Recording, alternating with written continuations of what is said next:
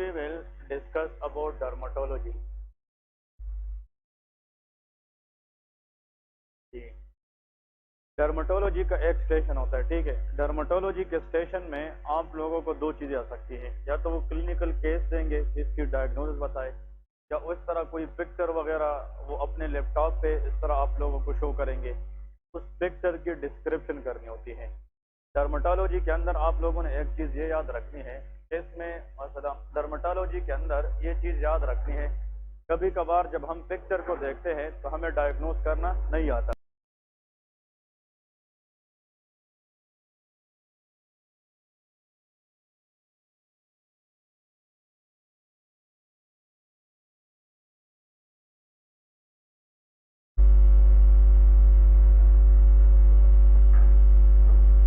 हाँ जी, ओके। तो इसमें हमें पिक्चर जनाब वो आते हैं, पिक्चर के हिसाब से हमने डिस्क्राइब करना होता है। डर्मेटोलॉजी स्टेशन की 10 नंबर होती है, ठीक है।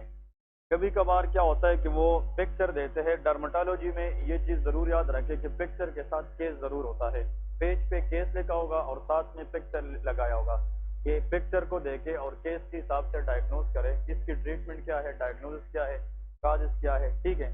अब जिस तरह आप मतलब एक पिक्चर को देखेंगे तो आप उसको डिस्क्राइब करेंगे कि ये एबनॉर्मल है, ये लीजन जो है ये eight the level of skin surface है कि रेज है, ठीक है।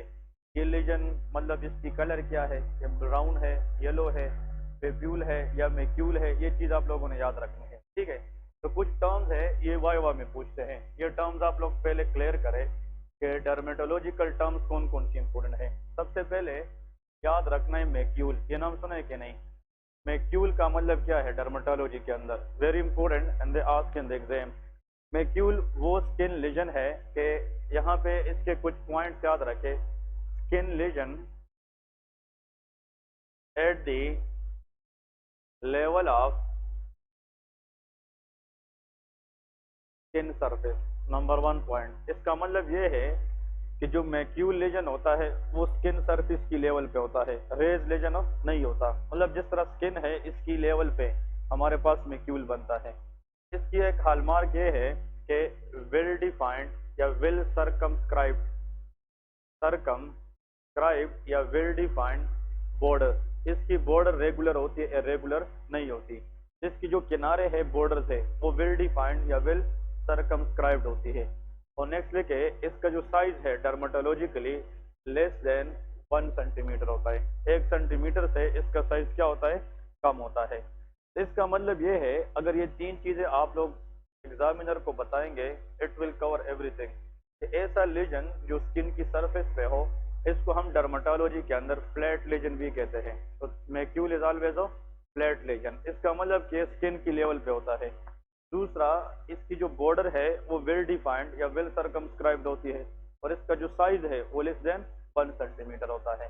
अब देखिए for example this is a skin epidermis, ये स्किन है, इसके ऊपर हम एक लेजन अब ड्रा करेंगे। For example this is a skin, इसके ऊपर यहाँ पे एक लेजन है। तो देखिए इस लेजन को अगर हम देखें तो ये स्किन से एलिवेटेड है कि एट द लेवल है, एट द लेवल है।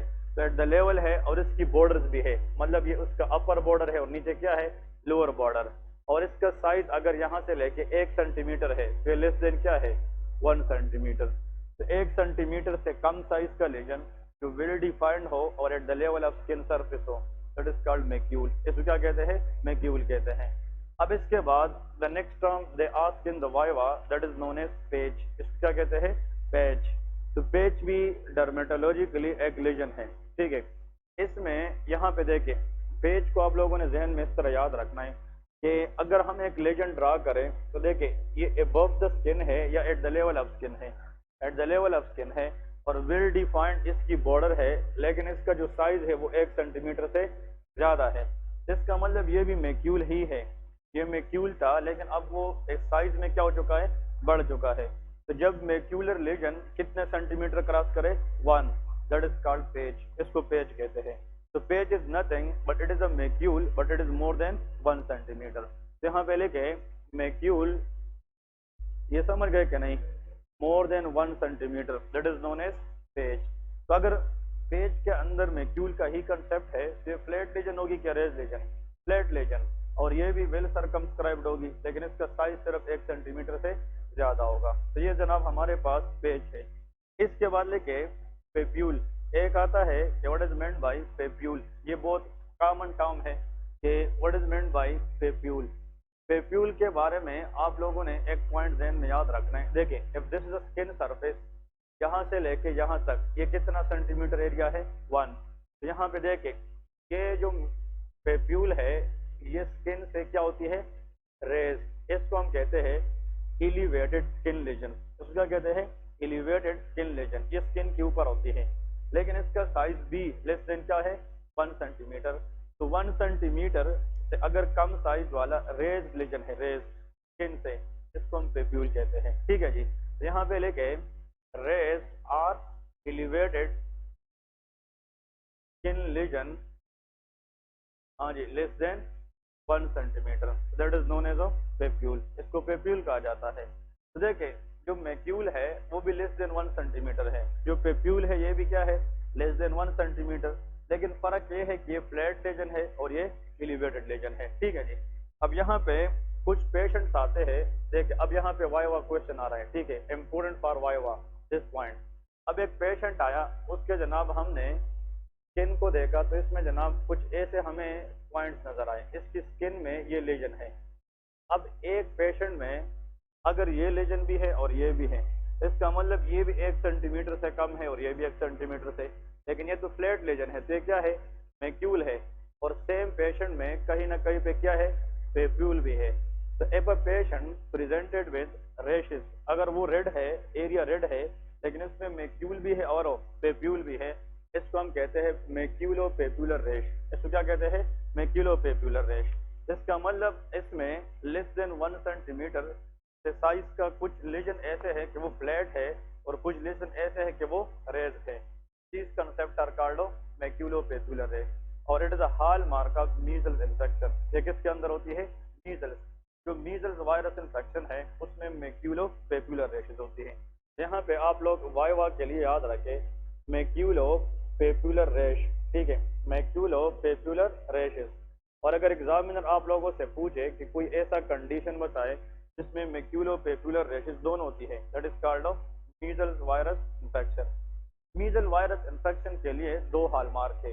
एक तो इसमें मैक्यूलो पेप्यूलर रेशेस होती है, दूसरी इन लोगों की जो बकल केविटी है इसकी म्यूकोजा पे tiny blue coloured white spot बनती है। इसको हम कोप्लेक्स स्पॉट कहते हैं। इसको हम क्या कहते हैं, कोप्लेक्स स्पॉट। ये नाम सुना है कि नहीं? तो Koplik's spot is a pathognomonic spot that is seen in measle virus infection. ठीक है, तो Koplik's spot is a tiny spot on the oral cavity mucosa. ये माउथ के अंदर बनते हैं कोप्लेक्स स्पॉट, और अगर ये मिल जाए माउथ में तो ये कौन सा इन्फेक्शन होगा, मीजल्स वायरस। तो कोप्लेक्स स्पॉट और मैक्यूलो पेप्यूलर रेशेस दोनों किस में होती है, मीजल्स में। मीजल्स वायरस को हम प्रिवेंट करते हैं by giving trivalent vaccine MMR. इसमें जो वैक्सीन है इसमें 3 बीमारियों की हम क्या कर सकते हैं, प्रिवेंशन। इसको ट्राइवेलेंट वैक्सीन कहते हैं।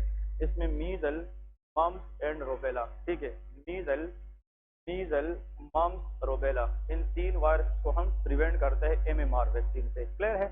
ओके। अगर वैसे आपसे वहां पे वाइवा में सर पूछे या पीट्स के अंदर आ सकता है कि एमएमआर की फर्स्ट डोज कब दी जाती है, 10 मंथ, तो 10 वीक्स में। कब दी जाती है, 10 वीक्स में। तो बच्चों को इसका जो लोडिंग डोज है पहला, वो किस वीक में दी जाती है, 10। और जो बूस्टर डोज है वो 15 वीक्स में दी जाती है। इसका मतलब एमएमआर की जो फर्स्ट डोज है बच्चों के अंदर वो 10th वीक में लगाया जाता है, बर्थ के बाद। तो 10 वीक में 2.5 महीने। क्लियर है? और फिर बच्चे का जब एज 15 वीक्स बन जाए, ठीक है, तो उसमें हम फिर क्या लगाते हैं, तो ये नए मंथ करे, सॉरी मंथ, ठीक है, मतलब 10 मंथ और 15 मंथ। ठीक है ना? तो इसमें हम क्या लगाते हैं, मीजल्स इन्फेक्शन। ठीक है, एमएमआर लगाते हैं ताकि इन बच्चे को आगे वाले लाइफ में क्या ना हो जाए, मीजल इन्फेक्शन ना हो जाए। तो 10 मंथ और 15 मंथ। ठीक है, ये इसकी लोडिंग डोज और बूस्टर है। ओके, अब आते हैं the next lesion that is called plaque. ये प्लेक नाम सुना है कि नहीं, प्लाक। ठीक है, what is meant by plaque. Plaque से मुराद क्या है, प्लाक मीन अगर एक लीजन है, देखे for example this is a lesion, और जनाब ये रेज लीजन है कि at the level of skin है, ये रेज लीजन है, लेकिन अब इसका साइज 1 सेंटीमीटर से क्या हो गया है, बढ़ गया है। इसका मतलब पेप्यूल साइज में बढ़ गया है तो इसको प्लाक कहते हैं। तो मतलब papule more than 1 centimetre is called plaque. तो papule more than 1 centimetre is called plaque. ठीक है जी, ये पॉइंट याद रखें। तो देखिए मैक्यूल अगर साइज में बढ़ जाए तो उससे पेच बनता है, लेकिन अगर पेप्यूल साइज में बढ़ जाए तो उससे प्लाक बनता है। ठीक है ना, तो इसका मतलब सेम कंसेप्ट है। तो आप लोगों ने इसकी डेफिनेशन याद रखनी है, एग्जाम्स में आ सकती है। ओके, अब अगर फॉर एग्जांपल एक एलिवेटेड लेजन है, लेकिन इस लेजन की हॉलमार्क ये है, ये जब हम टच करते हैं, चाहे पेप्यूल की बात करें चाहे प्लेक की बात करें, दोनों स्किन से क्या है, एलिवेटेड लेजन है। लेकिन इसकी हॉलमार्क ये है कि टच करने पे दीज आर सॉलिड लेजन, ये क्या होती है, सॉलिड लेजन। इसमें कोई फ्लूइड वगैरह नहीं होती, टच करने पे क्या होती है, सॉलिड लेजन होती है। एक होते हैं जनाब, व्हाट इज मेंट बाय, आप लोगों को नाम सुना होगा कि ब्लिस्टर, ये नाम सुना है कि नहीं। अब हम ब्लिस्टर की तरफ जाएंगे कि ब्लिस्टर क्या है। ब्लिस्टर से मुराद ये है, ब्लिस्टर का मतलब ये है कि ये एक किस्म की वेजिकल्स होती है। क्या होती है, वेजिकल। तो ब्लिस्टर और वेजिकल एक ही बात है, ठीक है। वेजिकल दोनों की डेफिनेशन एक है। तो small lesion containing fluid, small lesion containing fluid मतलब एक छोटी सी लीजन होती है स्किन पे और इसके अंदर क्या होता है, फ्लूइड होता है, लेस देन 1 सेंटीमीटर का होता है। ये भी लेस देन 1 सेंटीमीटर लीजन है, एलिवेटेड लीजन है, लेकिन ये सॉलिड लीजन नहीं है क्योंकि इसके अंदर क्या होता है, फ्लूइड होता है। अगर less than 1 centimetre elevated lesion है लेकिन वो सॉलिड है तो फिर पेप्यूल है। लेकिन अगर सेम लीजन में लिक्विड आ गए तो उसको फिर क्या कहते हैं, वेजिकल या ब्लिस्टर कहा जाता है। ठीक है, लेकिन अगर इसमें इन्फेक्शन हो जाए, अब देख इन्फेक्टेड वेजिकल, अगर वेजिकल के अंदर क्या हो जाए, इन्फेक्शन, तो इसके अंदर पस बन सकती है कि नहीं, then it is called pustule. इसको क्या कहते हैं, पस्ट्यूल कहते हैं। हम कहते हैं पस्ट्यूलर इन्फेक्शन, या हम कहते हैं कि ये भाई पस वगैरह बनी है। पस से मुराद ये है कि वहां पे लोकल क्या हुआ है, इन्फेक्शन हुआ है। ठीक है, तो pustule is nothing but it shows secondary bacterial infection on the vesicles.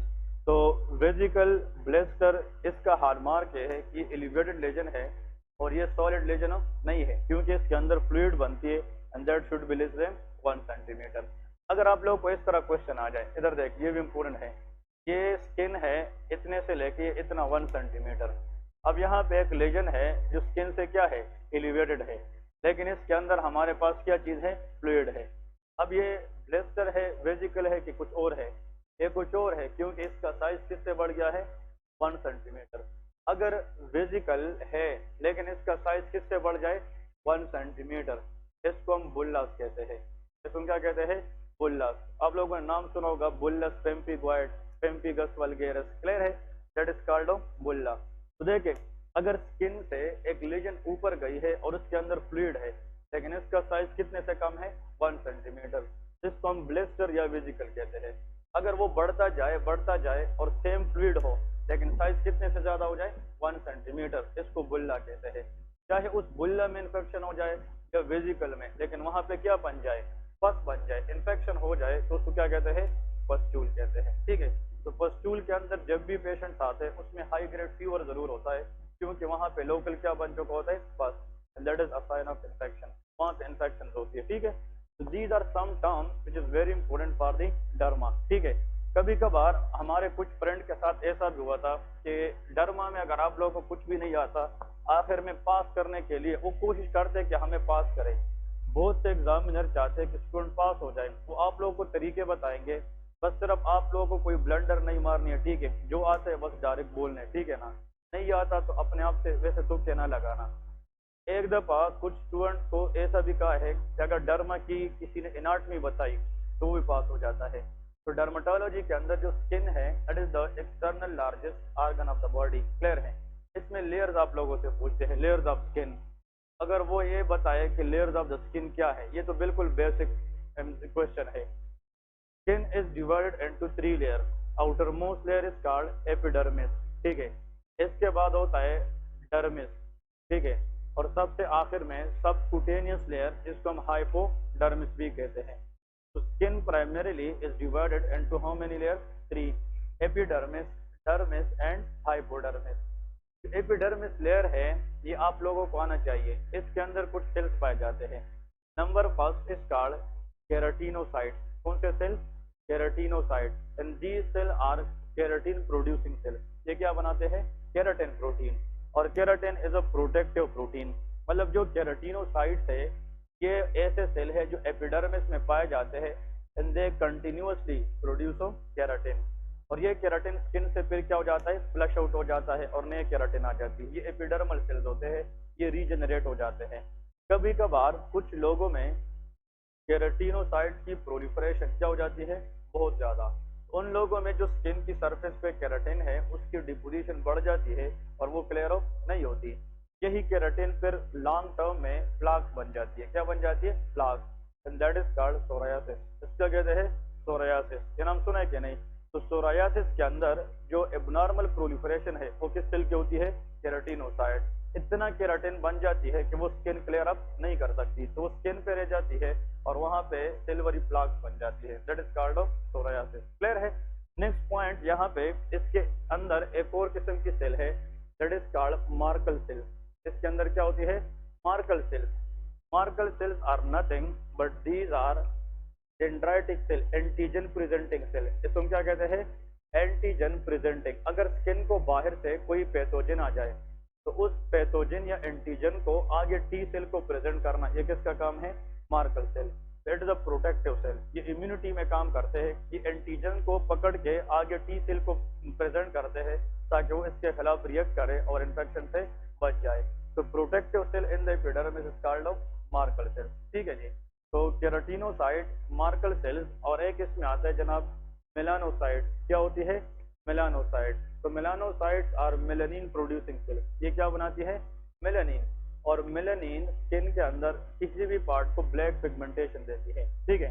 देखिए, स्किन कैंसर जितने भी होते हैं इसकी जो लीडिंग काजेज है वो प्रोलॉन्ग सन एक्सपोजर होता है, क्योंकि सन के अंदर जो अल्ट्रावायलेट रेज है that can damage the skin and that can cause skin cancer.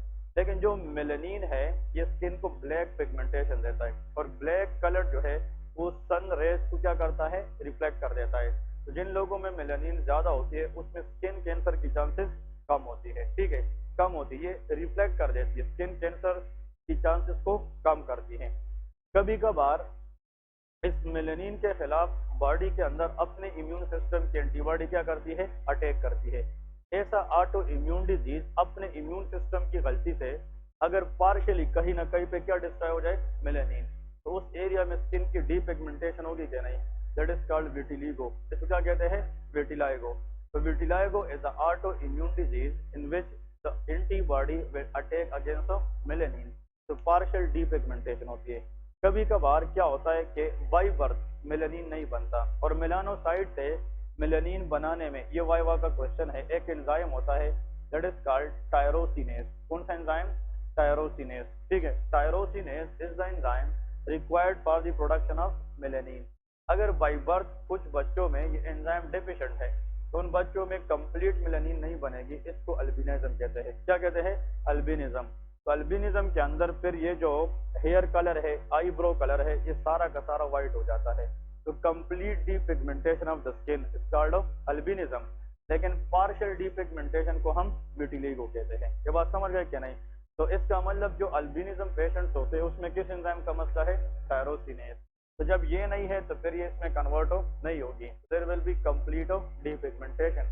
Albinism patient के अंदर देखिए, जब हम किसी लाइट को देखते हैं या किसी चीज को देखते हैं तो आंखों पे ये जो लाइट पड़ती है इसकी तो रेज बहुत तेज होती है, लेकिन इसको वापस रिफ्लेक्ट करने में हमारे black colour of the eye का रोल है कि नहीं? क्योंकि आई का जो ब्लैक पार्ट है it will absorb some of the rays and prevent our eye from damage.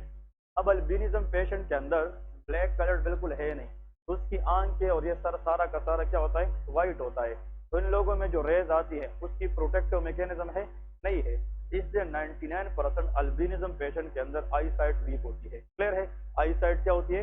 Week. तो black part of the eye reflect some of the rays that we see to the object and it can prevent the eye damage from the rays. लेकिन अगर albinism patient है उसमें black part है ही नहीं, उसका पूरा area white है, तो फिर रेज की इंटेंसिटी क्या होगी? ज्यादा। इसलिए अल्बिनिज्म पेशेंट के अंदर यूजुअली आई साइट क्या होती है? ये वीक होती है। ठीक है, ये याद रखना है। ओके, अब ये 3 सेल जो है ये हमारे पास कहाँ पे होते हैं? एपिडर्मिस। बट एपिडर्मिस के अंदर 90% जो सेल है that is called keratinocyte. The most abundant cell of epidermis that is called keratinocyte. ठीक है, होने पे तो तीनों है, लेकिन मोस्ट एबंडेंट कौन से होते हैं? केराटिनोसाइट होते हैं। डर्मस के अंदर याद रखे हेयर इज ब्लड वेसल्स। हमारे स्किन के अंदर जो ब्लड वस्कुलरिटी है, ये ब्लड वेसल्स कहाँ पे रन करते हैं? डर्मिस में। तो डर्मिस कंटेन ब्लड वेसल्स। ठीक है, डर्मिस कंटेन लिम्फेटिक्स। डर्मिस के अंदर क्या होती है? लिम्फेटिक्स होती है, लिम्फ वगैरह, लिम्फ नोड वगैरह। फिर डर्मिस के अंदर नर्व्स होती है। क्या होती है? नर्व। अगर कहीं पे बर्न हो जाए या कहीं पे कट लग जाए तो हमें स्किन पे पेन महसूस होता है कि नहीं? तो पेन की जो सेंसेशन है या नर्व है वो किस पार्ट में होती है? डर्मिस पार्ट में होती है। ठीक है, फिर इसके बाद ग्लैंड्स होती है। डर्मिस के अंदर क्या होती है? ग्लैंड। और उस ग्लैंड के अंदर the most important is sweat gland. इसके अंदर क्या होती है? स्वेट ग्लैंड होती है। ठीक है, विच प्रोड्यूस स्वेट। ये स्वेट प्रोड्यूस करती है, और जो स्वेट है ये होम्योस्टेसिस में रोल प्ले करती है। अगर हमारी बॉडी का इंटरनल एनवायरनमेंट बहुत ज़्यादा बढ़ जाए तो हम पसीना जो है ना स्वेट वगैरह करते हैं, ताकि बाहर और अंदर की इन्वायरमेंट क्या रहे? मेंटेन रहे। और एक्सेस सोडियम अगर हम बॉडी से निकालते तो किसके जरिए? स्वेट के जरिए। फिर इसके अंदर सेबेशियस ग्लैंड का नाम सुना है कि नहीं? सेबेशियस ग्लैंड होती है। तो sebaceous gland can produce a sticky substance known as sebum. इसको सीबम कहते हैं। Sebum can make the skin oily. ये स्किन को ऑयली रखता है। It can keep the skin lubricate. ये लुब्रिकेट रखेगा। और it has anti microbial ability. इसके अंदर अल्लाह ने कुछ ऐसी केमिकल रखी है जो बैक्टीरिया को खत्म कर सकती है।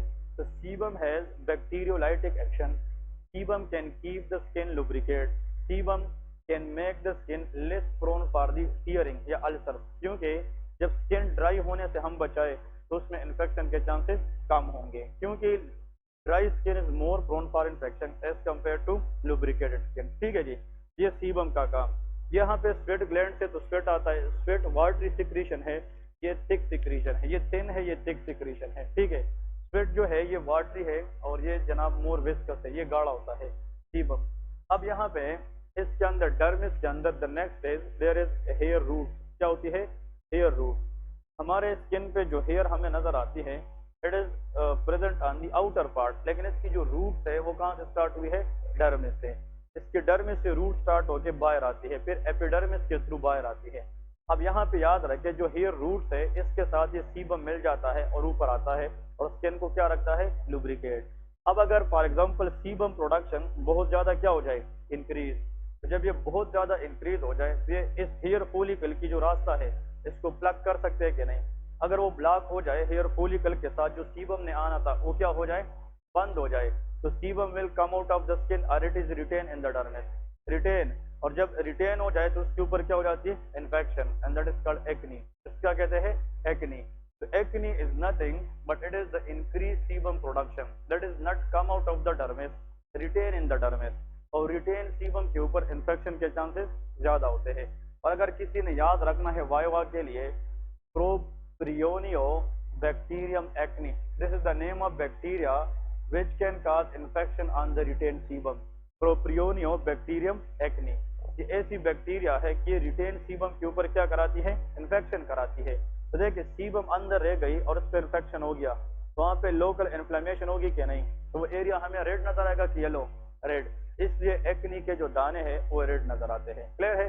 इस पे प्रोप्रियोनियो बैक्टीरियम एक्नी के इन्फेक्शन ज्यादा होती है। अब यहाँ पे हमारे बॉडी के अंदर जो हार्मोन है टेस्टोस्टेरोन, ठीक है, this is the male sex hormone. ठीक है, male sex hormone is testosterone. Testosterone converted into dihydrotestosterone. ये नाम सुना है क्या नहीं? DHT। DHT stand for dihydrotestosterone. This is the most active form of testosterone by the help of an enzyme 5 alpha reductase. कौन सा एंजाइम? 5 alpha reductase. जो 5 alpha reductase है ये टेस्टोस्टेरोन को किसमें कन्वर्ट करता है? Dihydrotestosterone. And this dihydrotestosterone has 200 time more potential to activate sebaceous gland. ये किसको एक्टिवेट करता है? Sebaceous gland. और sebaceous gland will produce more sebum. इसका मतलब कि जितना टेस्टोस्टेरोन ज्यादा कन्वर्ट होंगे, इतना सेबेशियस ग्लैंड से सीबम प्रोडक्शन क्या होगी, ज्यादा, तो एक्नी के चांसेस ज्यादा। तो मेल के अंदर किस वक्त में, लाइफ के किस वक्त में टेस्टोस्टेरोन की सर्ज बढ़ जाती है, प्यूबर्टी में। इसलिए जब यहाँ पे ये दाने आते हैं, लोग कहते हैं ये प्यूबर्टी की साइन है, बिकॉज ये इसको कहते हैं कि ये प्यूबर्टी की साइन है, ये टेस्टोस्टेरोन सर्ज की वजह से होता है। क्लियर है कि नहीं? इसका मतलब जो एक्नी है ये हमारे पास यूजुअली प्यूबर्टी में आती है। क्लियर है? तो मेल के अंदर एक्नी के चांसेस ज्यादा होते हैं, फीमेल में कम होती है। ठीक है, लेकिन female can also lead to acne, क्योंकि एस्ट्रोजन ये भी जनाब एक्नी करा सकती है। ठीक है ना? तो estrogen in female, dihydrotestosterone in male. ठीक है जनाब, ये आप लोगों ने याद रखना है। एक्नी, एक्नी के अंदर ये बैक्टीरिया इन्वॉल्व है, प्रोपियोनियो बैक्टीरियम एक्नी। इसके लिए जो बेस्ट एंटीबायोटिक है दैट इज क्लेंडामाइसिन। हम कहते हैं क्लेंडामाइसिन। क्लेंडा प्लस के नाम से क्रीम आती है, क्लेंडा ए के नाम से क्रीम आती है, और एक्नी एड के नाम से सोप आता है। एक्नी के लिए हम आम सोप यूज करेंगे, किसका अपना होता है, अपना सोप होता है। आम डिटर्जेंट वाले सोप पे ये फेस नहीं धोने चाहिए, मतलब ये कि इसका अपना सोप होता है, उससे एक्नी की जो चांसेस है वो कम हो जाती है। फिर ये टाइम टेकिंग है, एक्नी एड सोप इसको कहते हैं, मतलब एक्नी एड सोप। ठीक है, एक्नी एड सोप, मतलब इस तरह बहुत ज्यादा सोप है। अगर आप लोग जाए, बहुत मार्केट में बहुत किस्म की सोप है, ये बहुत कॉमनली यूज होता है एक्नी के अंदर। पेशेंट क्या होता है कि जब ये सुबह सवेरे उठता है, शीशे में देखता है अपनी फेस, उस पे दाने होते हैं, तो थोड़ा घबरा जाता है और वो कहता है कि पब्लिक में अपीयरेंस सही नहीं लगेगी, वो उसको छेड़ लेता है। ठीक है ना, वो उसको नोज या छेड़ लेता है, तो वहां पे फिर रिपीटेड क्या हो जाती है, इन्फेक्शन। अगर एक्नी के दाने कोई बंदा छेड़े और वहां पे लोकल क्या हो जाए, इन्फेक्शन, और उसमें छोटे छोटे पस बन जाए, इसको पस्टुलर एक्नी कहते हैं। क्या कहते हैं? पस्टुलर। पस्टुलर एक्नी के प्रॉब्लम मजीद बढ़ जाते हैं, उसमें फीवर आ जाता है, पेन आ जाती है, और कभी कभार अगर ये पस्टुलर एक्नी बाद में साल बाद 2 साल बाद ठीक भी हो जाए, तो वहां पे जनाब निशान रह जाते हैं। मतलब इसको अगर केविटीज लाइक निशान जो है ना, ये छोड़े, मार्क्स ये छोड़े एक्नी, इसको सिस्टिक एक्नी कहते हैं। क्या कहते हैं? Cystic acne. इसलिए जो एक्नी के पेशेंट्स होते हैं उसको यही बताया जाता है कि आप अपने जो लीजन है इसको छेड़े ना, क्योंकि ये बाद में इन्फेक्शन में कन्वर्ट हो सकते हैं, ये बाद में सिस्ट में कन्वर्ट हो सकते हैं, बाद में पस्ट्यूल में कन्वर्ट हो सकती है। इसलिए acne should be time taking management, ये 1 साल 2 साल, लेकिन विद द टाइम ये आहिस्ता आहिस्ता क्या होती जाएगी, कम होती जाएगी। प्यूबर्टी में टेस्टोस्टेरोन का जो सर्ज है वो बहुत बढ़ जाता है।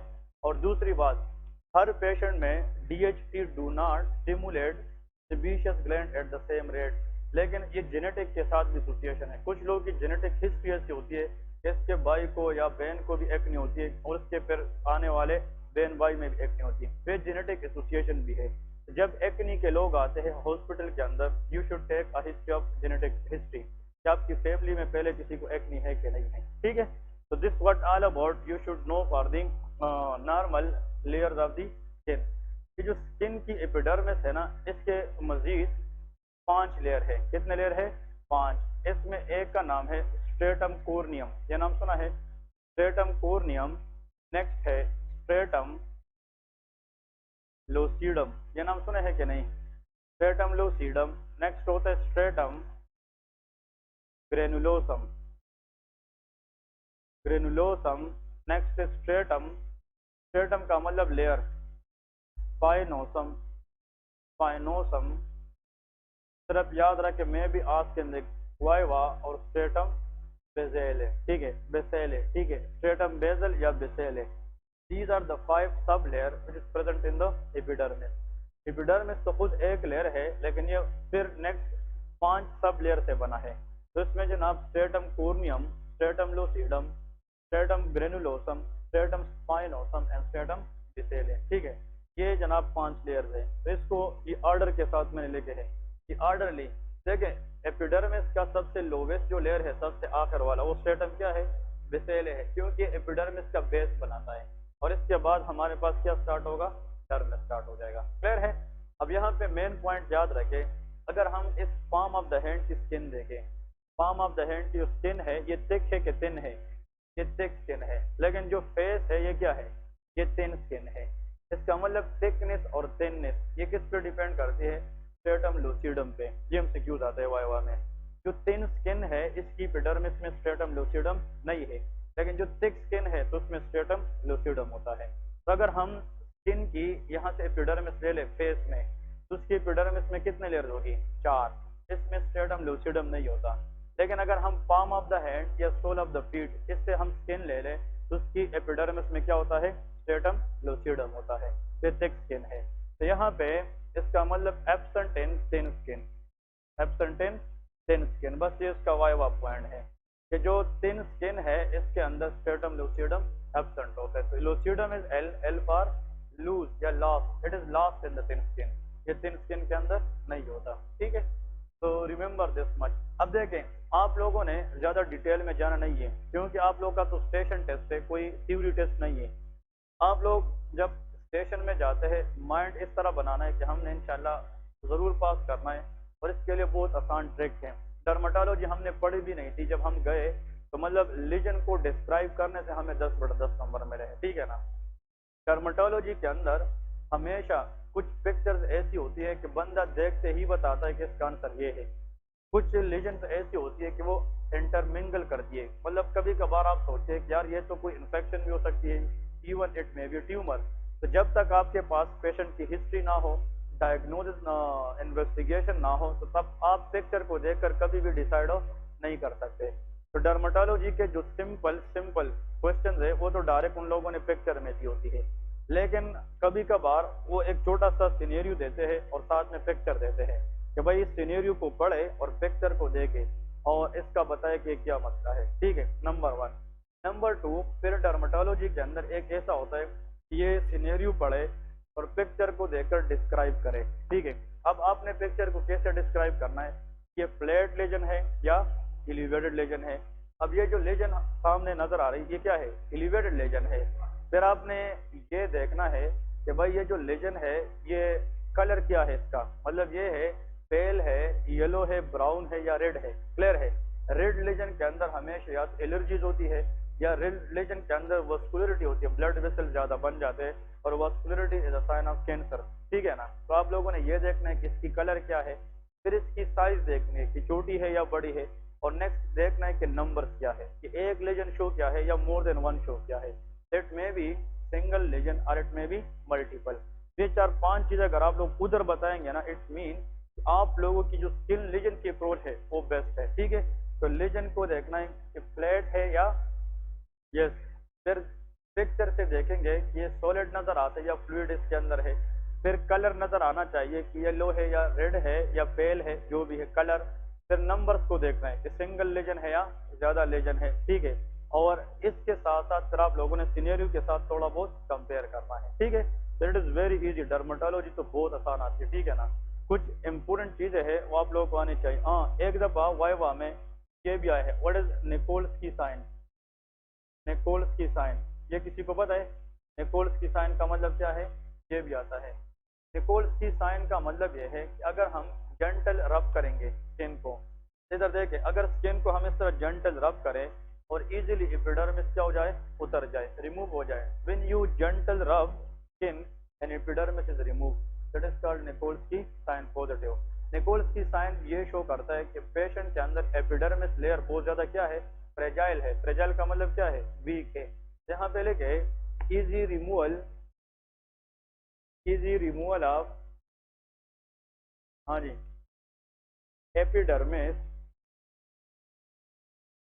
And gentle rubbing. अगर जेंटली बहुत आहिस्ता से आप एपिडर्मिस को रब करें और एपिडर्मिस आसानी से क्या हो जाए? उतर जाए, रिमूव हो जाए, तो उसको क्या कहते हैं? निकोल्स की साइन पॉजिटिव कहते हैं। ये आ सकता है वाइवा के अंदर कि भाई आपके पास एक पेशेंट आए हैं एक प्रॉब्लम के साथ, और जब आपने इसकी स्किन को थोड़ा सा रब किया, उसका आसानी से कौन सा लेयर उतर गया? एपिडर्मिस। इसको निकोल्स की साइन पॉजिटिव कहते हैं। ठीक है, निकोल्स की साइन की डिटेल्स लिखे, डिफरेंशियल डायग्नोसिस। ये साइन किस किस कंडीशन में होती है? नंबर 1, पेम्पिगस वल्गेरस, किसके अंदर होता है? पेम्पिगस वल्गेरस। अब ये वाइवा के क्वेश्चन है, क्योंकि पीएमसी के अंदर DDs is very very important. ठीक है, निकोल्स की साइन पॉजिटिव की जो एक काज है दैट इज पेम्पिगस वल्गेरस। अब देखें, हमारे पास जो एपिडर्मिस के सबसे एबंडेंट सेल है वो क्या है? केराटिनोसाइट। देख, ये केराटिनोसाइट है, दिस इज केराटिनोसाइट। ठीक है। इस केराटिनोसाइट को इस तरह आपस में वो कुछ स्ट्रक्चर्स होती है कि एपिडर्मिस के अंदर इन केराटिनोसाइट को आपस में क्या करती है, मिला लेती है। इसका मतलब यह है कि इसको मिला लेती है ताकि ये एक दूसरे से मतलब क्या होना हो जाए, जुदा ना हो जाए। The structure which make the bond between two corresponding keratinocyte is known as desmoglein. तो क्या कहते हैं, desmoglein, that is called desmoglein. So desmoglein is a structure which can connect all keratinocytes together।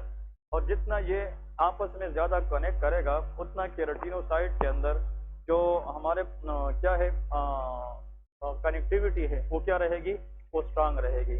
अगर डिस्मोग्लिन खराब हो जाए तो फिर केराटिनोसाइट क्या हो जाएंगे, लूज हो जाएंगे। कभी कभार हमारा इम्यून सिस्टम इसके खिलाफ क्या बनाती है, एंटीबॉडी। इसको क्या कहते हैं, एंटी डिस्मोग्लिन एंटीबॉडी। ऐसा ऑटो इम्यून डिजीज जिसमें स्किन के अंदर डिस्मोग्लिन डैमेज हो जाए तो केराटिनोसाइट की जो कनेक्शन है वो लूज हो जाएगी कि नहीं। जब केराटिनोसाइट खराब होंगे तो फिर ये एपिडर्मिस की स्ट्रेंथ खराब होगी कि नहीं, क्योंकि 90% एपिडर्मिस के अंदर कौन सा सेल है, केराटिनोसाइट। तो अगर हम डिस्मोग्लिन खराब करें तो केराटिनोसाइट के दरमियान जो बॉन्ड है वो डिस्टर्ब हो जाएगी। तो फिर जंटल अगर हम उस स्किन को रब करेंगे वो उतर जाएगा कि नहीं। तो ऐसा ऑटो इम्यून डिजीज जिसमें एंटीबॉडीज किसको डैमेज करे, डिस्मोग्लिन, और फिर उस पेशेंट की जंटल रबिंग से स्किन क्या हो जाए, उतर जाए, ऐसे ऑटो इम्यून डिजीज को पेम्पिगस वल्गैरस कहते हैं। इसका कहते हैं पेम्पिगस। तो pemphigus vulgaris is nothing but it is a auto immune disease in which own immune system attack against desmoglein. इसके अंदर एंटी डिस्मोग्लिन एंटीबॉडीज बनती है। ठीक है जी, ये पॉइंट याद रखने हैं। अब देखिए यहाँ पे ये भी केराटिनोसाइट है, ये तो इस तरह लेयर्स में होती है, मतलब स्ट्रैटामीन लेयर। अब एडजेसेंट केराटिनोसाइट को हॉरिजॉन्टली कौन आपस में मिलाता है, डिस्मोग्लिन। लेकिन इसको आपस में इस तरह स्ट्रक्चर मिलाते हैं वर्टिकली, इसको कहते हैं हीमिडिस्मोसोम। क्या कहते हैं, हीमिडिस्मोसोम।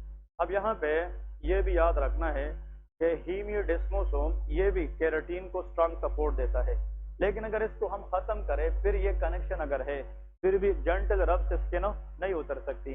कभी कभार हमारे इम्यून सिस्टम क्या बनाती है, एंटीबॉडी, एंटी क्या, हीमिडेस्मोसोम। अगर हीमिडेस्मोसोम के खिलाफ क्या बन जाए, antibody, that is called bullous pemphigoid. उस डिजीज का नाम क्या है, बुल्लस पेम्पिगॉइड। ये हमसे वाइवा में पूछा गया है इसलिए मैंने रेज किया है। There are two autoimmune diseases in the skin. इस CK2 के अंदर दो डिजीज है जो स्किन के अंदर ऑटो इम्यून कहलाती है। एक वो ऑटो इम्यून डिजीज जिसमें एंटीबॉडीज किसके खिलाफ बन जाए, डिस्मोग्लिन के खिलाफ, और एक वो है जिसमें एंटीबॉडीज किसके खिलाफ बन जाए, हीमियोडेस्मोसोम के खिलाफ। तो डिस्मोग्लिन कैन डैमेज हुआ तो फिर स्किन आसानी से उतर जाएगा।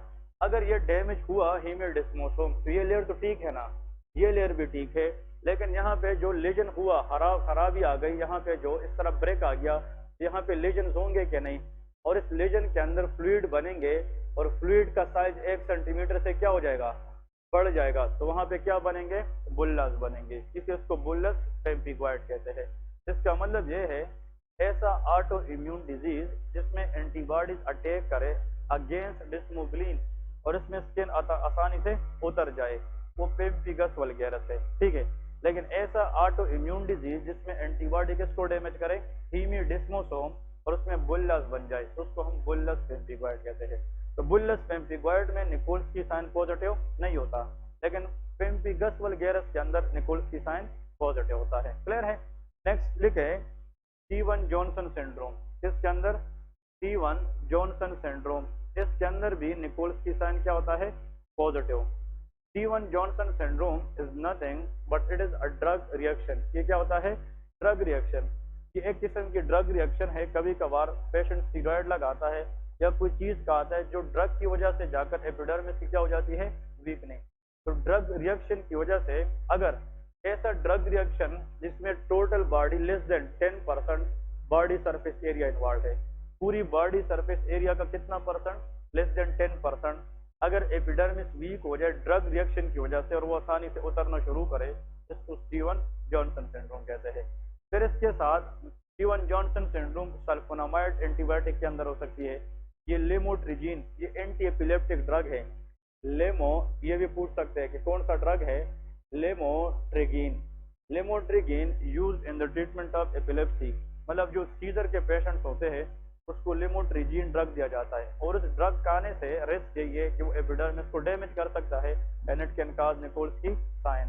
इसलिए कहते हैं लोगों को कि जब ये ड्रग आप लोग खाए और कोई भी स्किन रैशेज वगैरह अपीयर हो जाए तो ड्रग लेना छोड़ दे। क्लियर है। इसके बाद लिखे toxic epidermal नेक्रोलाइसिस।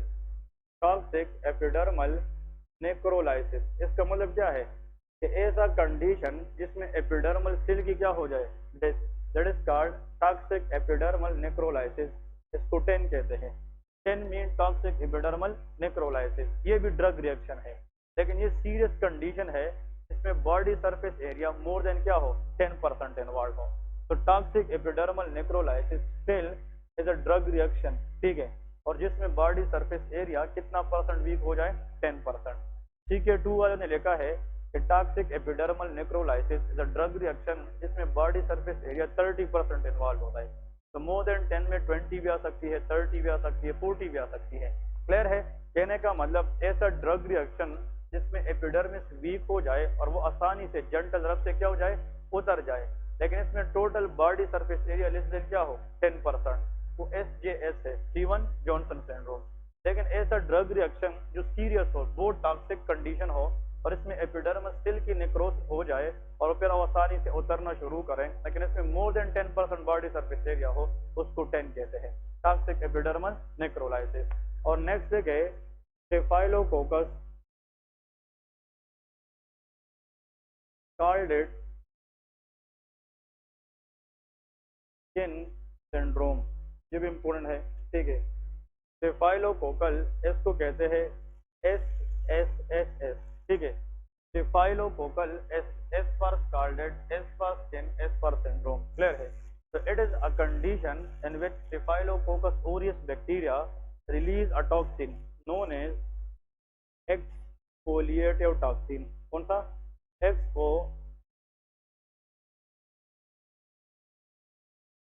Exfoliative toxin, and this toxin can damage epidermis cell. ये जो टॉक्सिन है एक्सफोलिएटिव, ये किस बैक्टीरिया से आती है? स्टेफाइलोकोकस। एपिडर्मिस के अंदर कनेक्शन को खत्म कर देती है और इन लोगों में भी आसानी से उतर जाता है। लेकिन scarlet syndrome usually affect the age less than 5 year. ये बच्चों के अंदर मोस्ट कॉमन काज है। तो बच्चों के अंदर निकोल्सकी साइन पॉजिटिव का most common cause staphylococcal scarlet skin syndrome है, ठीक है ना। तो ये निकोल्सकी साइन बहुत ज्यादा इंपॉर्टेंट है, ठीक है। Nikolsky sign is nothing but it is a gentle rub on the skin leading to easy removal of epidermis. It may be seen, जब ये आ जाए, may the patient have pemphigus vulgaris, Stevens Johnson syndrome, toxic epidermal necrolysis or staphylococcal scarlet skin syndrome। ये 4 इसके DDs है। तो आप लोगों को तो डायरेक्ट पता चलेगा, अगर एग्जामिनर ने ये बोला है कि एक बंदा है उसकी स्किन आसानी से उतर जाती है लेकिन उसने रिसेंटली कोई ड्रग्स खाए थे और उसका 8% एरिया इन्वॉल्व है, तो फिर ये SJS है। अगर 15% है किसी ड्रग के बाद उसकी स्किन आसानी से उतर जाती है, फिर क्या है, ये 10 है। लेकिन अगर इसके बाद वो छोटा बच्चा है उसको फीवर है बहुत ज्यादा, तो ये स्टेफाइलोकोकस स्कार्लेट स्किन सिंड्रोम है। और इसके बाद अगर कोई मसल वीकनेस है और मतलब एजड बंदा है, पेम्पिगस वल्गेरस, ये 30 से 50 साल के अंदर कॉमन होता है, 30 से 50 साल। और इसमें एक चीज आप लोगों ने याद रखनी है यार, इसमें न कि स्किन आसानी से उतर जाता है, ओरल म्यूकोजा भी डैमेज हो जाता है। तो याद रखें, पेम्पिगस वल्गेरस पेशेंट के अंदर रिकरेंट ओरल अल्सर होती है। क्या होती है? ओरल, तो म्यूकोजल एनवायरमेंट जो होती है। तो ऐसा ऑटो इम्यून डिजीज जो मिडिल एज मेल के अंदर कॉमन हो, जिसमें ओरल अल्सर्स बने और स्किन आसानी से उतरना शुरू करे, दैट इज कॉल्ड पेम्पिगस वल्गेरस। पेम्पिगस वल्गेरस की ड्रग ऑफ द चॉइस आती है। What is the drug of the choice? ये इन्फेक्शियस कंडीशन है कि ऑटो इम्यून है, तो हम प्रेडनिसोलोन देते हैं steroid, because it is immuno suppressive. ये क्या है? Immuno suppressive. तो हम ये ड्रग देते हैं जो एबनॉर्मल एंटीबॉडीज बनी है किसके खिलाफ? डिस्मोग्लिन के खिलाफ, ताकि उसकी प्रोडक्शन रेट को क्या कर सके, कम कर सके। ये बातें समझ गए कि नहीं? ज्यादा डिटेल में नहीं जाने की जरूरत। जो आप लोगों का वाइवा है 5-6 मिनट का, वो उससे आप लोगों ने बस कवर करना है। इसका तो डर्मा फिर जो है ना बहुत लंबी सब्जेक्ट है, मेन में यही है जो ओस्की के अंदर आती है, ठीक है ना। एक और साइन है ये बहुत इंपॉर्टेंट है, that is called Auspitz sign. इसको हेडिंग दे दे, what is meant by Auspitz sign, कि एस्पेक्ट साइन क्या है। एस्पेक्ट साइन, ठीक है, ASPITZ, ठीक है, एस्पेक्ट साइन। देखिए, when the scale is scratch lead to, हाँ जी, लीड टू ब्लीड, ये बहुत इंपॉर्टेंट है। अगर एक पेशेंट है उसकी स्किन पे कोई स्केल्स या फ्लैक्स है, वहां पे लीजन है, और इसको अब थोड़ा सा क्या करे, स्क्रैच करे या रब करे, और उस स्केल के अंदर से क्या स्टार्ट हो जाए, bleed, it is called Auspitz sign. और Auspitz sign is a hallmark of psoriasis. MCQs आता है, ठीक है ना। ये किसके अंदर होता है, psoriasis. For example, it is seen in psoriasis. Psoriasis is a auto immune disease in which keratinocyte become more proliferative and increase production of keratin। और वो केराटिन जब बॉडी के अंदर सरफेस पे बढ़ता रहे, लॉन्ग रन में से एक प्लेक बन जाएगा। क्या बन जाएगा, प्लेक। इसको सिल्वरी प्लेक कहते हैं। अब एक्सटेंसर पार्ट पे प्लेक ज्यादा बनती है, लाइक एल्बो पे बनती है, नी ज्वाइंट पे बनती है, एक्सटेंसर पार्ट। और psoriasis is a chronic disease. ये क्या है, क्रोनिक है, इसकी मैनेजमेंट भी लॉन्ग टाइम होती है। क्लियर है। तो उसमें भी हम क्या देंगे, इम्यूनोसप्रेसिव देंगे, विटामिन डी देंगे, विटामिन ए देंगे। Vitamin A can make the skin smooth, ये म्यूकोजल सरफेस को स्मूथ बनाता है। लेकिन सोरायसिस के अंदर जो प्लेक्स है, इसको अगर हम जेंटली क्या करें, रब करें, तो वहां से आसानी से क्या स्टार्ट हो जाती है, bleeding. And this type of process is called Auspitz sign. So every scale is not psoriasis. That scale will be psoriasis which bleed or scratch, and that is called of aspect sign। ठीक है, तो aspect sign psoriasis का होता है। ये भी बहुत important point है। ओके जी, एक लिखे Koebner phenomena. What is meant by Koebner phenomena. Koebner phenomena का मतलब क्या है, कि scratching scratching nearby lesion lead to appear the same lesion. देखिए, बहुत आसान। कभी कभार अगर स्किन की कहीं पे लेजन है, इधर लेजन है ना, और ये एरिया नॉर्मल है, आप इस एरिया नॉर्मल को क्या करें, स्क्रैच, तो 2 मिनट के बाद सेम लेजन जो यहाँ पे है उस जैसा पेयर हो जाता है। लेकिन जहाँ पे आपने स्क्रैच किया है वो फिर बाद में थोड़ा सा क्या हो जाता है, खत्म हो जाता है। लेकिन ये स्किन सेंसिटिविटी के लिए होता है, ठीक है। एग्जैक्ट मैकेनिज्म अननोन है, लेकिन बहुत सी डर्मेटोलॉजिकल प्रॉब्लम ऐसी होती है जिसमें अगर हम लीजन के साथ नॉर्मल एरिया स्क्रैच करें, उस पे नॉर्मल लीजन जैसा अपीयरेंस आ जाती है। इसको क्या कहते हैं, कोबनर फेनोमेना। तो कोबनर फेनोमेना के अंदर the lesion that when we can see in the area that will be similar to the lesion which the patient have already on other places. ठीक है, तो this what all about the Koebner phenomena. तो aspect science और Koebner phenomena, इसके अंदर difference है। Differences आप लोगों ने याद रखनी है, एक कोबनर है और एक एस्पेक्ट साइंस है। ओके जी। अब हाँ, अगर किसी ने वाइवा के लिए याद रखना है कि कोबनर फेनोमेना वैसे नंबर के लिए कि किसमें होता है, एक स्किन कंडीशन है, इसको कहते हैं लाइकन प्लेनस। क्या, lichen planus. Lichen planus is a skin condition which is idiopathic in nature. इसका एग्जैक्ट मैकेनिज्म अभी तक अननोन है, लेकिन इसमें लाइकन प्लेनस के अंदर याद रखे क्या बनती है, पेप्यूल। क्या बनती है, पेप्यूल। और पेप्यूल के साथ साथ द सेम पेशेंट डेवलप हो ब्लैक। ठीक है, और उसको जब हम देखते हैं तो वो पर्पल होता है। क्या होता है, पर्पल इन कलर। ठीक है, लेकिन इसके अंदर पेन वगैरह नहीं होती। तो papular and papule with black which is purple in colour and painless, seen in a patient from long run without any etiology, that is called lichen planus। तो प्लेनस पी, इसके अंदर जितने भी फीचर है वो पी से अंदर आता है। ठीक है, दैट इज पर पी। और इसके अंदर अगर हम उस एरिया के साथ दूसरे एरिया को क्या करें, स्क्रैच करें, तो सेम लेजन उस एरिया पे भी अपेयर होता है। इसको क्या कहते हैं, कोबनर फेनोमेना। ठीक है, एक और कंडीशन होता है, इसको कहते हैं dermographism. Dermographism, what is dermographism. Dermographism से मुराद ये है, अगर आप स्किन पे, कुछ लोग ऐसे होते हैं, ये मैंने खुद देखे ये पेशेंट, वो अपने हाथ पे कोई चीज लिखते हैं इस तरह हाथों से, मतलब आप उस पे नाम लेके और इसको इस तरह टेप करें, 1 मिनट के बाद उस पर वो नाम नजर आ जाता है। क्लियर है कि नहीं, स्किन पे, मतलब ऐसा है कि आपने बॉल पॉइंट पे लिख लिया, मतलब वो नाम नजर आ जाता है। ठीक है, और जब 3-4 मिनट हो जाते हैं तो वो एरिया फिर ठीक हो जाता है। Whatever you write on the skin it will appear on the same pattern, that is called dermographism. तो dermo mean skin, graphism mean whatever you draw the graph, जो आप चीज लेके, लेकिन it is a sign of allergy. ये किससे allergy है? हिंग से नहीं, हाथ से, मतलब हाथ। अब ये दो फिंगर है ना, मैंने यहाँ पे टेप की इस तरह, 2 मिनट बाद सेम दो फिंगर की जो निशान है वो स्किन पे एलिवेटेड शक्ल में नजर आ जाएगी, दैट इज कॉल्ड डर्मोग्राफिज्म। तो dermographism is a skin allergy. ये क्या है? स्किन एलर्जी है कि whatever we write on the skin it will appear on the same way, that is called dermographism. ठीक है जी। अब यहाँ पे स्किन के अंदर, डर्मा के अंदर जो स्टेशन के एक वाइवा क्वेश्चन है, कॉमनली आ सकता है, वो आप लोगों से पूछेगा कि what is meant bye HPV virus. ठीक है ना? HPV stand for human papilloma virus. नाम सुना है कि नहीं? HPV can cause STI, sexually transmitted infection करा सकती है। ठीक है, ह्यूमन पेपिलोमा वायरस। ये वायरस जब देखा गया माइक्रोस्कोप के अंदर, तो this virus shows like this pattern, finger like projection इस वायरस के अंदर होते हैं, and this finger like projection is called papilla. इसको क्या कहते हैं? पेपिला। ठीक है, अब ये तो वायरस है, तो इसको कहते हैं पेपिला, हाँ जी, वायरस। और इन्फेक्ट करता है किसको? ह्यूमन को, तो ह्यूमन पेपिला वायरस हो गया ना। लेकिन जब बाद में देखा गया इस वायरस में टेंडेंसी ये थी कि क्या करा सकता था? कैंसर। तो फिर पेपिला से इसका नाम क्या बन गया? पेपिलोमा। ओमा मीन कैंसर। ठीक है ना? तो therefore nowadays it is called human papilloma virus. तो ह्यूमन पेपिलोमा वायरस, इसके कई स्ट्रेन होती है। ये डर्मा के अंदर यही मेन चीज है कि ह्यूमन पेपिलोमा वायरस, इसके 2 टाइप्स है। ठीक है, इसके एक स्ट्रेन को कहते हैं नॉन ऑन्कोजेनिक स्ट्रेन। कौन सा? नॉन ऑन्कोजेनिक स्ट्रेन या नॉन ऑन्कोजेनिक वायरस। और एक को हम क्या कहते हैं? ऑन्कोजेनिक। ठीक है, ऑन्कोजेनिक स्ट्रेन। ऑन्कोजेनिक स्ट्रेन का मतलब ये है कि ये वो स्ट्रेन है जिससे फ्यूचर में क्या हो सकती है? कैंसर।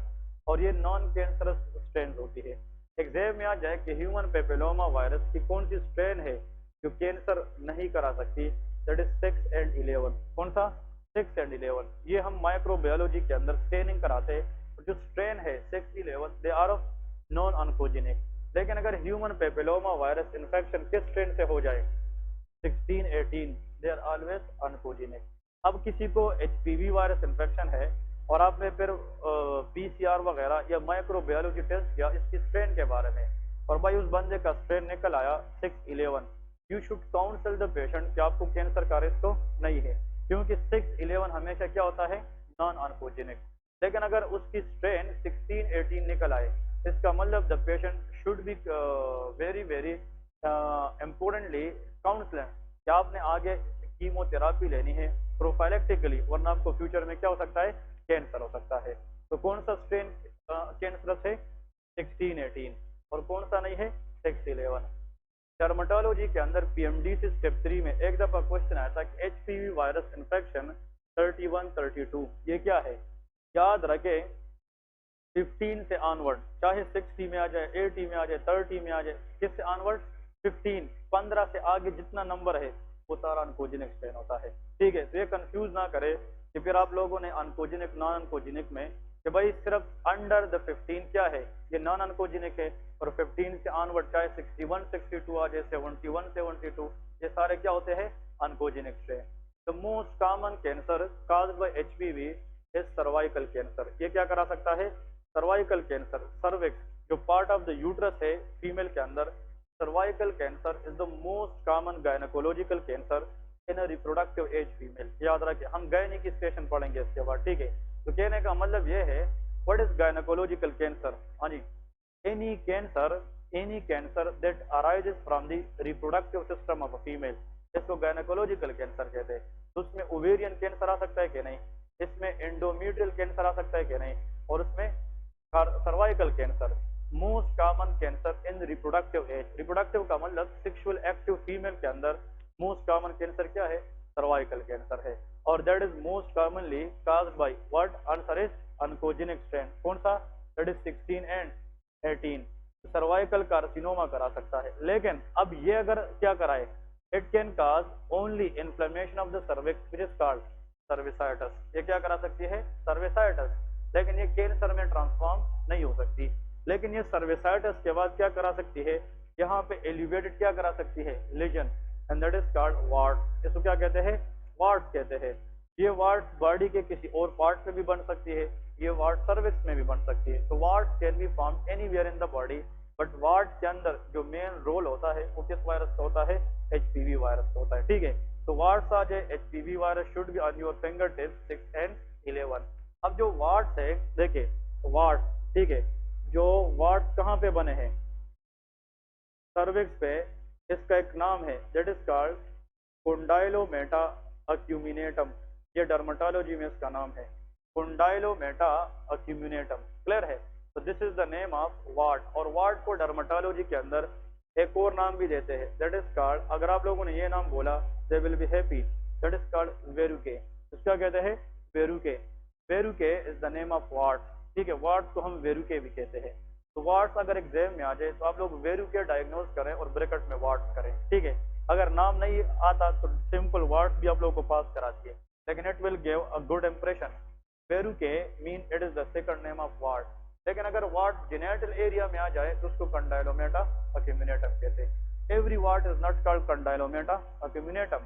सिर्फ वो वार्ड जो रिप्रोडक्टिव फीमेल के अंदर रिप्रोडक्टिव पार्ट में आ जाए तो उसको कंडाइलोमेटा अक्यूमिनेटम कहते हैं। क्लियर है, so these are the condylomata acuminatum is the ward which primarily affect reproductive part of the female। ठीक है जी, तो this what all about you should know for the dermatology। Clear है, डर्मेटोलॉजी के अंदर अब आप लोगों को जो एग्जाम के अंदर कुछ पिक्चर देंगे, पिक्चर के अंदर मैं आप लोग कुछ नाम लिखता हूँ, ये आप लोगों ने याद करके जाने। ठीक है ना, पिक्चर आ सकती है नंबर 1 अबाउट कॉन्टैक्ट डर्मेटाइटिस। किस चीज के बारे में, कॉन्टैक्ट डर्मेटाइटिस के। कॉन्टैक्ट डर्मेटाइटिस इसकी जो थ्योरी है वो आज भी आप लोगों को अभी नोट्स मिल जाएंगे। ठीक है, कॉन्टैक्ट डर्मेटाइटिस का मतलब ये होता है कि ये एलर्जी है, it is a type 4 hyper sensitivity reaction. कोई पेशेंट है वो घड़ी पहनता है, ये फीमेल ज्वेलरी पहनती है, उससे उसको क्या हो जाती है, एलर्जी। दैट इज किसी चीज की कॉन्टैक्ट के बाद अगर किसी को इन्फ्लेमेशन हुई है, that is called contact dermatitis. तो जो चीज उसने पहनी है किसी भी बंदे ने, कॉन्टैक्ट डर्मेटाइटिस में उस ऑब्जेक्ट की शेप उस पर बन जाती है। इसका मतलब कि उस पर्टिकुलर ऑब्जेक्ट को क्या है, एलर्जिक है। इसका क्वेश्चन एक दफा इस तरह आया था कि दो बंदे थे, वो हाइकिंग पे गए थे। On the way to the hiking एक बंदा थक गया तो उसने जाकर टेक लगाई किसी दरख्त को। जब वो दरख्त को टेक लगाकर आधे घंटे के बाद उठ गया तो उसकी पूरी बैग पे दरख्त का वो पार्ट बना हुआ था। ये कौन सा डर्मेटाइटिस है, कॉन्टैक्ट है। अब अगर एक पेशेंट है वो बाहर गया, वो किसी के साथ कांटेक्ट में नहीं आया है, लेकिन डस्ट की वजह से उसकी आंखें सुर्ख हो गई और उसका नाक बहना शुरू हो गया। तो इसका मतलब एलर्जी तो डस्ट से भी हो सकती है। इसको एटोपिक डर्मेटाइटिस कहते हैं। मतलब किसी एक्सपोजर के बाद अगर स्किन रैशेज आ जाए तो क्या है, एटोपिक डर्मेटाइटिस। लेकिन किसी के साथ कांटेक्ट के बाद अगर स्किन रैशेज तो कॉन्टैक्ट डर्मेटाइटिस है। Atopic dermatitis type 1 hyper sensitivity reaction है, जो कॉन्टैक्ट डर्मेटाइटिस है वो टाइप 4 हाइपर सेंसिटिविटी है। इसके बाद क्वेश्चन आ सकता है एरिथीमा मल्टीफॉर्मे, ये नाम सुना है क्या नहीं, एरिथीमा मल्टीफॉर्मे। इसके अंदर आप लोगों ने याद रखना है, इसमें बुल्स आइज अपीयरेंस की लीजन होती है, बुल्स आइज अपीयरेंस। इसको बुल्स आइज अपीयरेंस लीजन को आर टारगेटॉइड लीजन भी कहते हैं, targetoid lesion, that is also known as targetoid lesion. ये हम अभी जनाब जब पिक्चर को देखेंगे आप लोगों को अंदाजा होगा इसकी लीजन क्या है, और इसके नोट्स भी आप लोगों को मिलेंगे। ठीक है, वाई ये है सारा, जिस तरफ आप लोग को वो एरिया बता रहा हूँ जिससे आपको नोट्स भी मिलेंगे और पिक्चर भी मिलेंगे। ठीक है, ताकि सिर्फ आप लोग को लेस पाता हो कि इसमें क्या चीज आ सकती है। फिर आप लोगों को नाम सुना होगा रिंगवॉर्म इन्फेक्शन, नाम सुना है कि नहीं, रिंगवॉर्म, जिसको टीनिया इन्फेक्शन भी कहते हैं। टीनिया मतलब रिंगवॉर्म इन्फेक्शन होती है। ठीक है, टीनिया, टीनिया इन्फेक्शन, हाँ ओके। टीनिया कार्पोरस उन केस में कहा जाता है अगर वो बॉडी पे आ जाए, पूरी बॉडी पे। अगर सिर्फ हाथ पे आ जाए वो टीनिया मेनम होता है। क्लियर है क्या, टीनिया मेनम, ये भी नोट्स में है। Ringworm infection in the scalp area tinea capitis, इसको क्या कहते हैं, टीनिया कैपिटस। अगर ये बेड एरिया पे आ जाए इसको टीनिया बारबे कहते हैं। क्या कहते हैं, टीनिया बारबे। अगर हाथ पे आ जाए तो टीनिया मेनम है। फुट पे आ जाए तो उसको टीनिया पेडिस कहते हैं, जिसको एथलीट फुट भी कहा जाता है। और अगर ये पूरी बॉडी पे आ जाए तो उसको टीनिया कार्पोरस कहते हैं। क्लियर है, अगर जेनेटल एरिया पे आ जाए तो उसको टीनिया क्रूरस कहते हैं। क्या, टीनिया क्रूरस। ये सारे नोट्स में भी है, आप लोगों को फिर समझ आ जाएंगे। हमने इसके पिक्चर देखनी है। इसकी लीजन डिस्क्राइब करना सबसे इंपॉर्टेंट है, ठीक है ना। फिर आ सकती है स्किन कैंसर। स्किन कैंसर आप लोगों को लीजन डिस्क्राइब करना है। ये वाइवा में किसी ने बोला नेवर एवर फेल, ठीक है, ऑलवेज पास। स्किन से आने वाले कैंसर 3 हो सकती है, कितनी? 3। Number 1 basal cell carcinoma. एक क्या होता है? Basal cell, C stand for carcinoma, ठीक है, बीसीसी, बेजल सेल कार्सिनोमा, ठीक है। एक होता है स्क्वामस सेल कार्सिनोमा, ठीक है। And next is melanoma, that is called melanoma. Melanin producing cancer को मेलानोमा कहा जाता है। तो जब भी कैंसर आ जाए स्किन में, डर्मा के अंदर, every time remember how many cancer? 3। Basal cell carcinoma, squamous cell carcinoma and melanoma. इसमें वाइवा क्वेश्चन ये है, which one is the most common cancer in the skin? Basal cell carcinoma. 70 to 90% जो skin cancer है वो क्या है? Basal cell carcinoma. और इसके बाद 5 से 7% कौन सा है? Squamous cell. और 2 से 3% क्या है? मेलानोमा है। सबसे रेयर कैंसर स्किन के अंदर मेलानोमा है, लेकिन सबसे common cancer basal cell carcinoma है। बात समझ गए कि नहीं? मेलानोमा होने पे सबसे क्या है? कम है, लेकिन इसकी प्रोग्नोस बहुत पुअर है, मतलब होता बहुत कम है, लेकिन अगर किसी को हो जाए तो बहुत ज्यादा एग्रेसिव कैंसर है। क्या है? एग्रेसिव है, because it can quickly spread to other part of the body. इसकी डीप इन्वेजन होती है और ये multiple other parts of the body को इन्वॉल्व कर सकती है। तो होने पे तो कम है, लेकिन अगर हो जाए तो उसमें प्रोग्नोस क्या होती है? बहुत पुअर होती है। मोस्ट कॉमन कैंसर कौन सा है? बेजल सेल कार्सिनोमा, और इतना उसकी प्रोग्नोस अच्छी है। Best prognosis cancer is basal. Examiner आपको एक बात बताएगा, बेजल सेल कार्सिनोमा 98% बॉडी के किस पार्ट को अफेक्ट करती है? Face area. किस एरिया को? फेस एरिया को।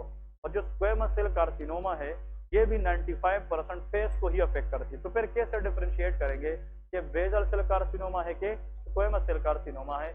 इसकी लोकेशन याद रखें। ये जो माउथ है ना, माउथ में कोई चीज पकड़े, इससे ऊपर वाला हिस्सा ये बेजल सेल कार्सिनोमा, और माउथ के नीचे जो जाज एरिया है ये स्क्वेमस सेल कार्सिनोमा। तो एनी लीजन अगर यहाँ पे आ जाए अराउंड द ऑर्बिट ऑफ आई या नियर टू द नोज आ जाए, लेकिन ये बहुत सालों सालों से है, उसमें पेन नहीं है, और वो आहिस्ता आहिस्ता शेप बिगड़ती जा रही है उसकी, तो ये कैंसर हो सकती है। और कैंसर हम जब तक बायोप्सी ना करें तो हम डायग्नोज नहीं कर सकते। तो any lesion which is chronic, number 1 point, which is chronic, और वो बंदा कोई ऐसा काम कर रहा है, प्रोफेशन में है या जमींदार है, खेती बाड़ी कर रहा है, जिसका एक्सपोजर टू सनलाइट क्या है? बहुत ज्यादा। The most common risk factor for any cancer in the skin that is exposure to sunlight. तो अगर वो किसी जगह पे काम करता है, सनलाइट एक्सपोजर इसकी ज्यादा है, और इसकी नियर टू द नोज या लीजन है, या अराउंड द आईज कोई लीजन है, और वो अब साइज में बढ़ता जा रहा है और बहुत सालों सालों से है, तो कौन सा कैंसर हो सकता है? Basal cell. अगर नीचे है तो फिर क्या है? ये स्क्वामस सेल है। अब देखे लिप्स 2 है ना, 2, जो ऊपर वाला है ये मतलब ऊपर वाला है ये बोस, बोस मीन ऊपर होता है ना, तो boss is mean basal, B पर बोस, बोस का मतलब बेजल है, तो बोस मीन ऊपर होता है, upper lip is basal cell, और जो नीचे लोअर लिप है that is squamous cell. Clear है? तो इसका हमने इस तरह याद किया है। तो स्क्वेमस सेल मतलब यह कि कम्युनिटी में स्मॉल लोग हैं, छोटे से नीचे होते हैं, एस पर स्मॉल, ठीक है ना। तो स्क्वेमस सेल नीचे लोअर लिप को अफेक्ट करता है, बोस ऊपर होता है, basal cell carcinoma is always upper lip, ठीक है। तो इस तरह याद रखें। जो मेलानोमा है, मेलानोमा ये जनाब किसी भी जगह से आ सकती है, इट कैन कम, लेकिन इसकी लीजन डार्क होती है। क्या होती है? डार्क, क्योंकि मेलानिन प्रोड्यूसिंग लीजन है, तो ये क्या होता है? शाबाश, इट विल डार्क, ये डार्क कराती है, ठीक है। मेलानोमा के अंदर मेलानिन बढ़ेगी ना, और मेलानिन किसी भी एरिया को कौन सा पिगमेंट देता है? डार्क। तो black pigmented dark lesion that is melanoma. ये क्या होता है? मेलानोमा। जिस कैंसर के आखिर में कार्सिनोमा आ जाए या सार्कोमा आ जाए, ये मैलिग्नेंट है। जिसमें ओम आ जाए ना, ओमा, ये हमेशा बिनाइन होती है। बिनाइन का मतलब क्या है?